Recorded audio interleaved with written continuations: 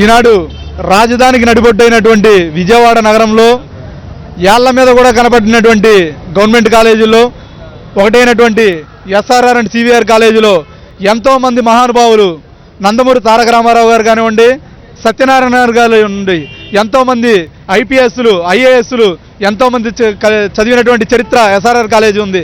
కానీ కేవలం ఒక దుర్మార్గ చర్యతో విద్యా వ్యవస్థకి అదేవిధంగా విద్యా రంగానికి పసుపు రంగు పూసే ప్రయత్నం ఈనాడు టీడీపీ ప్రభుత్వం అవలంబిస్తుంది.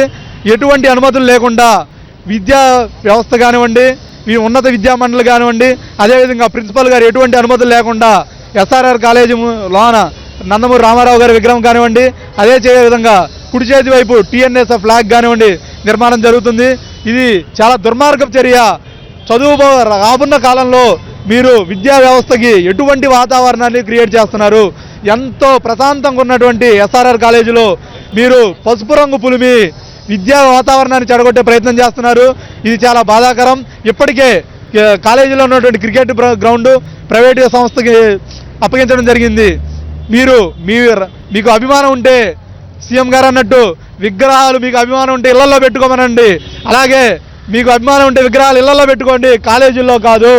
మీకు అభిమానం ఉంటే, గౌరవం ఉంటే, విద్యా వ్యవస్థకి ఏమైనా చేయాలన్న నమ్మకం ఉంటే కాలేజీ ఒక బ్లాక్ కట్టించండి, దానికి నందమూరి తారక రామారావు గారి పేరు పెట్టండి.